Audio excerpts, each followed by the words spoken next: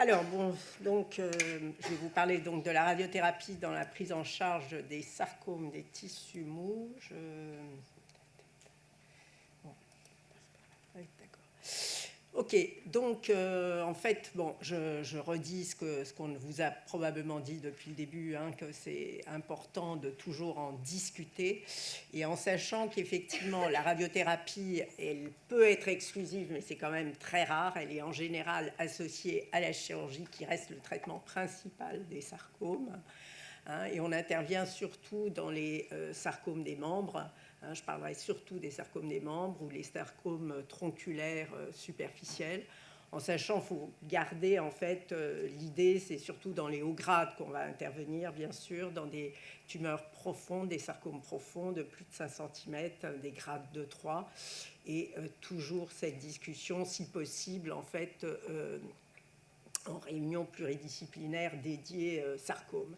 Alors en fait, finalement, la radiothérapie repose, il y a 3 essais en fait, qui ont établi un peu le rôle du traitement, finalement, l'approche du traitement conservateur, hein, en sachant qu'il y a 40 ans, hein, c'était l'amputation qui était le traitement des sarcomes de membres.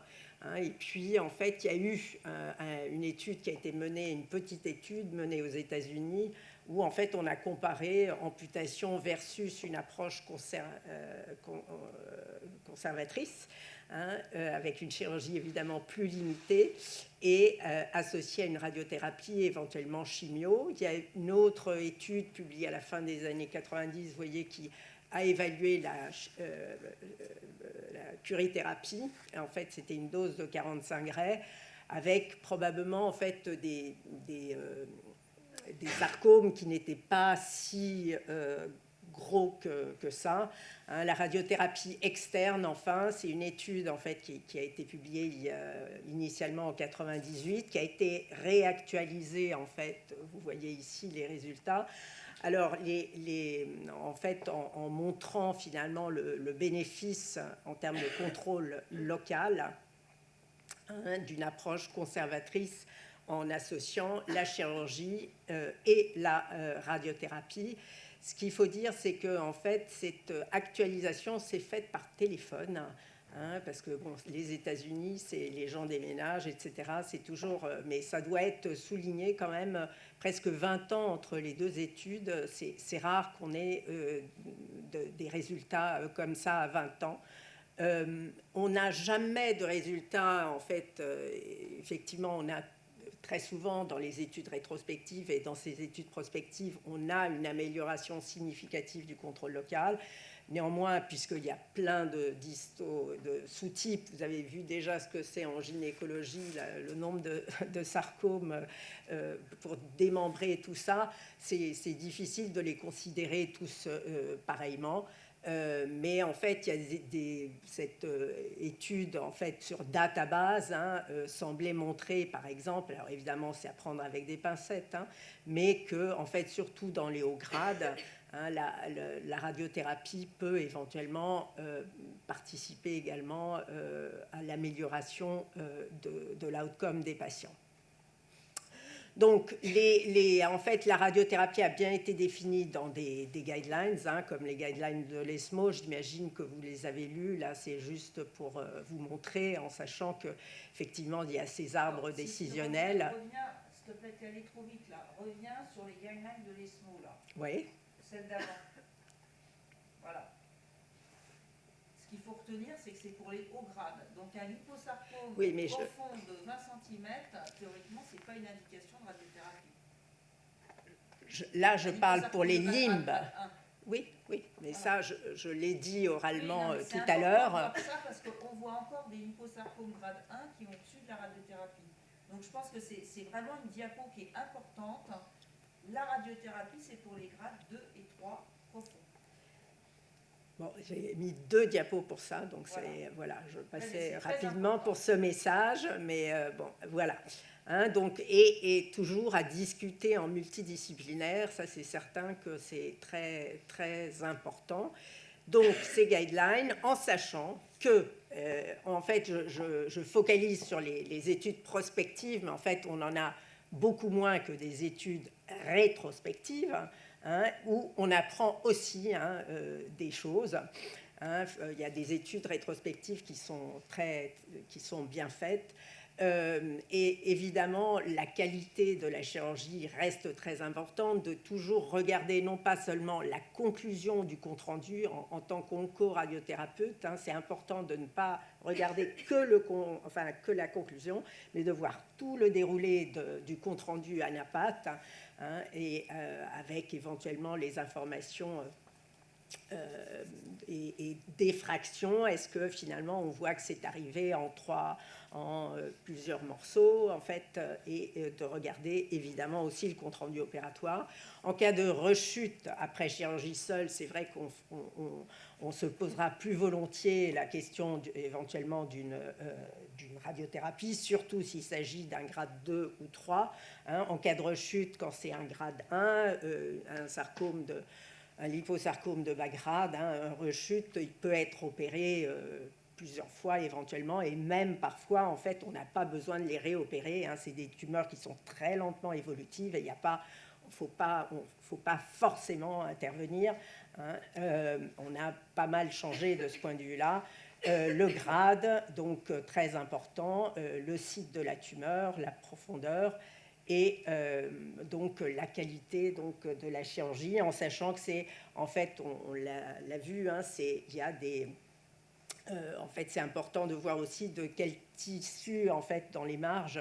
Est-ce que c'est du muscle? Est-ce que c'est la ponévrose? Ça, c'est vrai que c'est important. Et aussi, il y a des sous-types histologiques, par exemple le myxofibrosarcome. En fait, les anapathes le décrivent bien, mais en fait, c'est un sarcome qu'on a, et même radiologiquement, on a souvent assez de mal à bien le circonscrire, en fait. Donc, c'est vrai que c'est des tumeurs qui ont tendance vraiment à rechuter, et probablement, il faut être plus agressif, par exemple, dans ces tumeurs que dans d'autres sous-types histologiques. Toujours, la question de la éventuelle chirurgie, quand vous avez l'impression, ça a été certainement dit avant, mais quand vous avez l'impression que la chirurgie a pu être pas forcément optimale, de toujours demander une IRM post-op, pour voir si éventuellement il y a un reliquat macroscopique. S'il n'y a pas de reliquat, là, en fait, aussi, discussion en RCP. Il y a plusieurs approches possibles et c'est indispensable de le discuter. Donc, il y a certains sous-types, en fait, qui probablement se différencient un peu. Par exemple, le plus connu, c'est le liposarcome myxoïde, à ne pas confondre avec le leiomyosarcome myxoïde dont on a parlé. Mais le liposarcome myxoïde est assez connu des onco-radiothérapeutes, puisqu'il y a vraiment une radiosensibilité très, très particulière, en fait, qui avait été décrite. En fait, c'est pas tout récent, mais en fait, vous voyez que c'est vraiment des tumeurs qui, en fait, peuvent vraiment, vous les voyez diminuer. Et par exemple, en radiothérapie, on fait des cone beam CT, c'est-à-dire des imageries embarquées tous les jours, et on voit vraiment, quand on fait de l'IMRT, et on voit vraiment, en fait, vous voyez, ça c'est un patient qui était à 0 Gray, donc c'est le premier jour. Ici c'est à 30 Gray. Alors évidemment, ça c'est des images de scanner, ce n'étaient pas des images faites dans le cadre d'une étude. Et ici à 50 Gray, vous voyez, ça a vraiment bien diminué. Donc, il y a eu une étude. Alors, les liposarcomes myxoïdes, c'est quand même une entité rare. Donc, évidemment, il y a une étude qui a été, parce que le standard dans les liposarcomes, dans les sarcomes de membres, en général, c'est 50 Gray en préopératoire. Et dans cette étude, pour ce qui est des liposarcomes myxoïdes, a été investiguée une diminution de dose à 36 Gray. Alors les auteurs disent que ça semble être intéressant et qu'on a des résultats en fait qui sont prometteurs, mais évidemment c'est une étude monobras. on ne pourra jamais faire une étude randomisée. Actuellement, il y a une étude de cohorte au niveau un peu international qui est en train de se faire. Alors, c'était juste un aparté par rapport au liposarcome myxoïde, en sachant que la radiothérapie est le standard dans les grades 2 et 3. Néanmoins, en fait, il y a des situations où il n'y a pas besoin de radiothérapie, et ça c'est aussi important, la qualité de la chirurgie, les grades 1, quand vous avez une tumeur de petite taille, superficielle, qui a été bien opérée, en fait, la qualité de la chirurgie ressort toujours. Et une autre particularité dont vous avez parlé, je pense, ce matin aussi, quand on a un doute sur un lymphoréménie, il faut absolument, en fait, éventuellement, chez des gens jeunes avec des cas familiaux, faire également une analyse mutationnelle du gène TP53 pour confirmer éventuellement ce diagnostic. Et à ce moment-là, on est très réticent à faire une radiothérapie. Voilà. Alors, quelle dose en fait de radiothérapie faut-il donner? Alors, en pré-op, c'est 50 grès en 25 séances. Pourquoi? Eh bien, parce qu'il y a une étude randomisée dont je vais vous parler. En post-opératoire, la dose en général peut être de 45-50 grès, plus un boost dans la zone à haut risque de rechute en fonction évidemment de la description du chirurgien, de la description de la napate et puis éventuellement de la discussion avec le chirurgien et la napate. On utilise des fractionnements conventionnels en général et on fait une radiothérapie conformationnelle de plus en plus en ce qu'on appelle en modulation d'intensité avec une imagerie embarquée. Et donc là, disons qu'on fait de plus en plus de radiothérapie préopératoire, mais ça suppose effectivement un traitement planifié avec une biopsie. Et c'est vrai qu'on voit que la radiothérapie préopératoire est faite plutôt dans des centres qui ont l'habitude. Le post-op, eh bien, ça peut être du post-op éventuellement planifié, mais c'est vrai que le post-op concerne aussi les patients pour lesquels éventuellement le chirurgien avait pensé à un hématome, avait pensé à un lipome, et le patient a été opéré d'emblée sans imagerie préalable.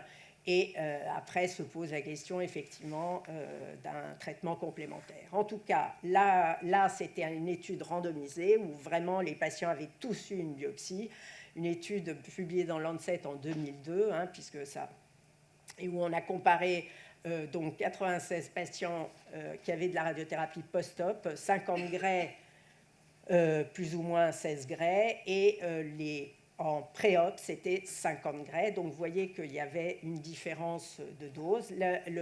L'endpoint principal, c'était le risque de complications post-opératoires dans les 3 premiers mois après la chirurgie.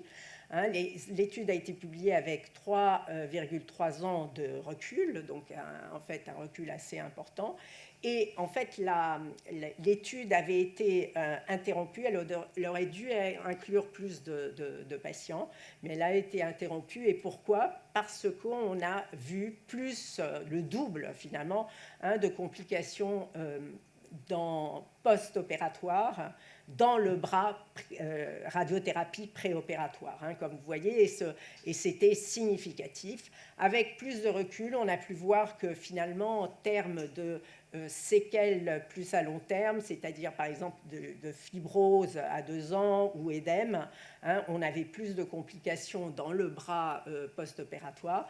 Pourquoi? Eh bien, parce qu'en fait, la radiothérapie se faisait dans un volume plus important. En effet, en post-opératoire, on doit prendre tout le lit opératoire et également, théoriquement, toute la cicatrice.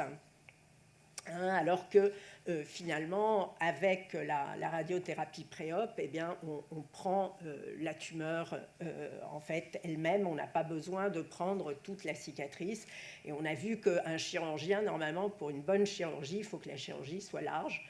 Donc c'est vrai que plus le sarcome est volumineux au niveau de la cuisse, par exemple, et plus la cicatrice sera importante. Donc en gros, pré-op, plus de complications à court terme, hein, et c'est pour ça, en fait, bon, je vais y revenir, mais qu'il faut la planifier, cette chirurgie, en amont, éventuellement avec l'aide parfois d'un plasticien ou en passant à lambeau, greffe cutanée, en fait, bon. Alors, en sachant que, en fait, voilà, il peut y avoir besoin d'un lambeau. Alors, l'avantage aussi de la radiothérapie préopératoire, quand on a peur que de suite un peu difficile, ou bien quand, en fait, c'est une lésion qui est de haut grade et sans doute il y aura de la radiothérapie.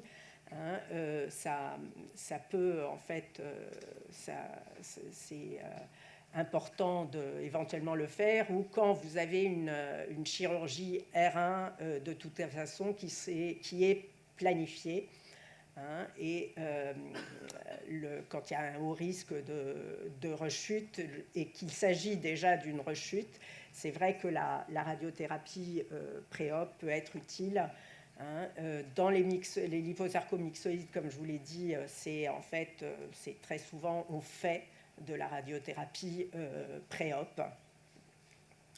Alors, donc, il faut savoir quand même que pour nous, oncoradiothérapeutes, c'est plus facile, effectivement, la radiothérapie pré-op, dans le sens où on a la tumeur en place, on a une IRM qui est pré-thérapeutique, donc qui correspond bien à la situation qu'on a, alors que quand on est en post-opératoire, on dispose de l'IRM préopératoire, mais on est dans la situation post-opératoire, donc c'est toujours un petit peu plus compliqué, et je vous l'ai dit, un volume plus grand.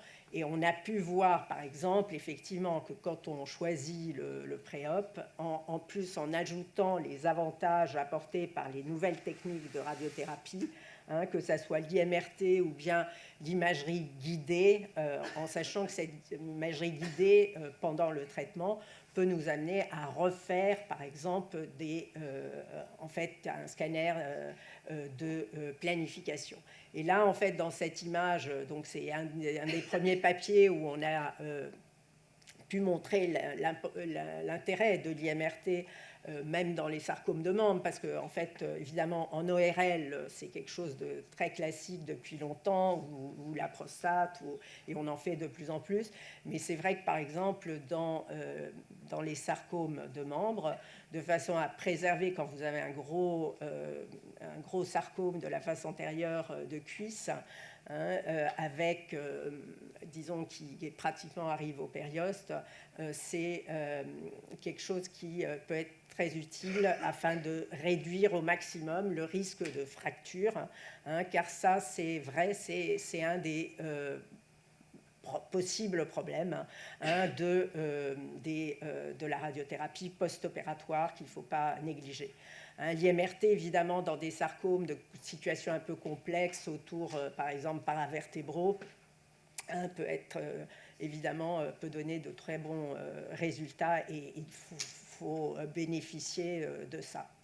Alors, le volume, en fait, on avait participé à ces guidelines, hein, pour le volume. Hein, les sarcomes, en fait, c'est vrai que vous avez la tumeur qu'on voit à l'imagerie, hein, mais disons, dans des pièces opératoires d'amputation, par exemple, on a pu se rendre compte, hein, qu'en fait, il y a toujours des cellules un petit peu tumorales autour, et donc, classiquement, c'est vrai qu'on prend des marges, en fait, qui sont plus longues dans le sens tête-pied. Ça, c'est valable pour les sarcomes de membres, hein, qui correspondent à plus de 60% des patients qu'on va prendre en charge, nous, en radiothérapie, en sachant que, en fait, il faut, la grande différence entre pré-op et post-op, hein, c'est le fait qu'on soit obligé de prendre toute la cicatrice. Alors, donc, la radiothérapie, c'est un standard dans les sarcomes de haut grade, grade 2, grade 3, hein, si le sarcome est profond, si s'il y a un risque de rechute qui a été décidé en fait en RCP. Comment est-ce qu'on peut améliorer les résultats? Donc il y a eu plusieurs, en fait, il y a l'hypofractionnement dans toutes les tumeurs solides, que ce soit le cancer du sein, que ce soit le cancer de la prostate évidemment, mais également en fait dans le poumon, on peut être amené de plus en plus, ou en tout cas on l'étudie, l'hypofractionnement, hein, et l'amélioration est également ajouter en fait les nanoparticules ou ajouter la chimio ou des thérapeutiques ciblées. Alors, l'hypofractionnement a été une des plus grosses études, finalement, c'est une étude rétrospective faite par les Polonais. Hein, c'est 25 grès en 5 séances.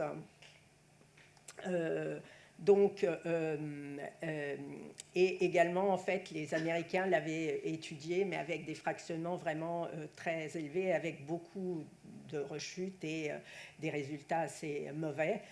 Hein, ici, on voit quand même qu'il y a 41% de toxicité.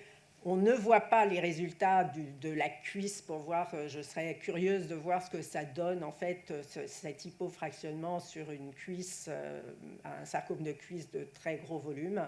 Hein, mais en fait, c'est sûr que c'est quelque chose qui se fait de plus en plus. Et par exemple, il y a cette étude qui est sortie dans Clinical Cancer Research, là, par exemple, où en fait 30 grès en 5 séances. Hein, et c'est vrai que ça peut être vraiment intéressant pour des patients qui sont fragiles, qui habitent loin. On fait la radiothérapie en 5 séances. Dans cette étude-là, la chirurgie a lieu 1 mois après. En règle générale, c'est vrai que c'est 3 à 8 semaines après la chirurgie, quand on fait un fractionnement classique de 50 grès en 25 séances. Hein, dans cette étude, c'était en fait 1 mois également, alors que chez les Polonais, finalement, en fait, la chirurgie se faisait pratiquement 10 jours après. Alors, l'hypofractionnement, autre façon de potentialiser, peut-être d'obtenir de meilleurs résultats. Alors, l'hypofractionnement, là, on n'a que des études monobras, hein, donc on peut pas. Il va y avoir là, en fait, une étude du groupe sarcome qui va se monter sur l'hypofractionné.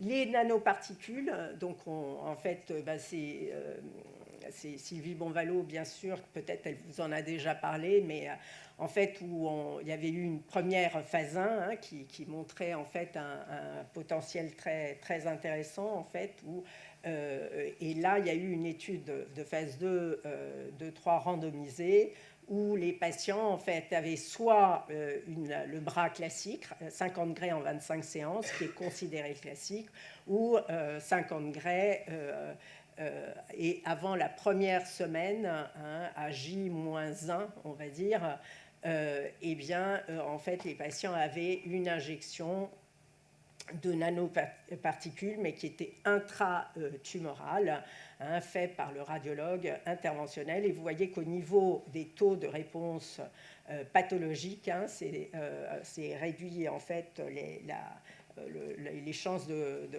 réponse complète étaient multipliées par 2 avec des résultats intéressants, et on attend bien sûr les résultats à plus long terme.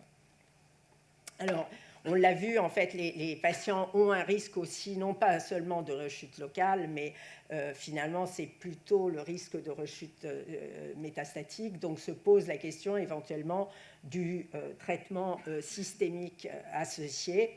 Il y a pu y avoir des radiochimios, on a pu associer l'ILP, ou bien il y en a même qui ont proposé en fait de l'hyperthermie associée à la chimio et puis la radiothérapie. Enfin, ça fait des traitements qui sont assez lourds.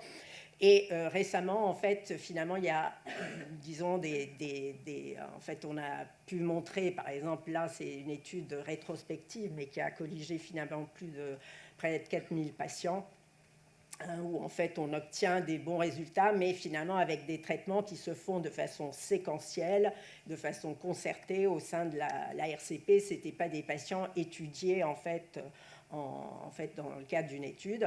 Et ça semblait particulièrement intéressant éventuellement dans des tumeurs comme les myxofibrosarcomes, par exemple, qui ont un risque de rechute élevé.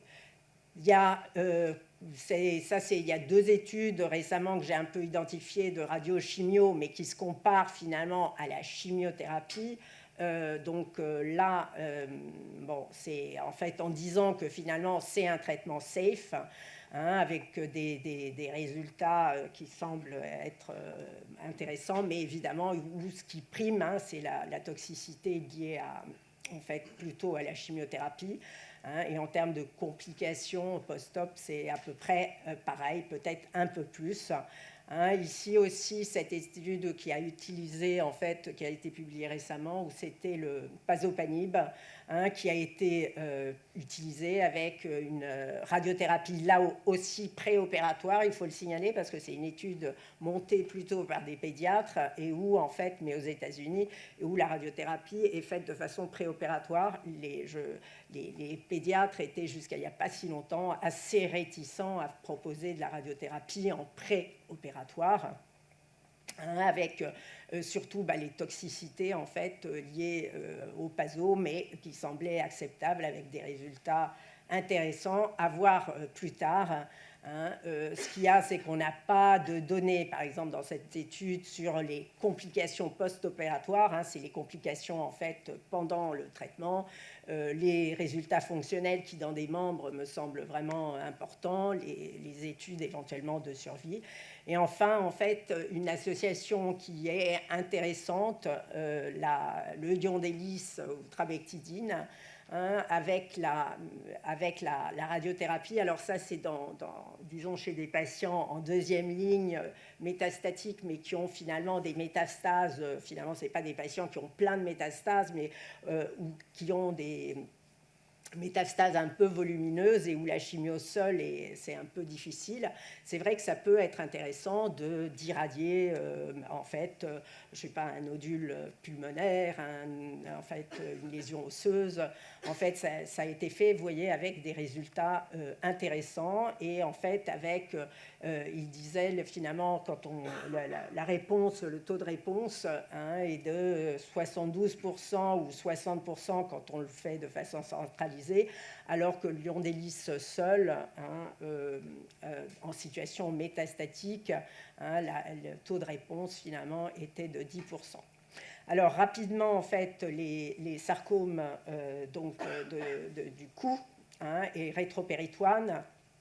Alors le tête et cou, en fait, finalement, la radiothérapie est quasiment systématique. De toute façon, dans les sarcomes du cou, on les étudie un peu différemment parce que c'est vrai que c'est les chirurgiens en général au ORL qui s'en occupent. On fera évidemment de l'IMRT et probablement si les protons deviennent toujours plus importants, c'est vrai que certainement en fait ça sera bien de le faire aussi en protothérapie vu le niveau de dose qu'on doit utiliser et les organes à risque qu'il y a.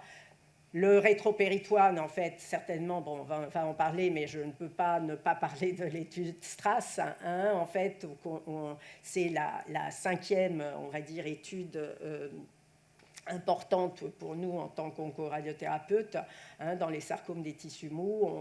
En fait, on n'en faisait pas tellement. Il y avait de plus en plus d'études qui démontraient que ça pouvait être intéressant. Cette étude, finalement, qui montre que, d'accord, en termes de rechute, de survie sans rechute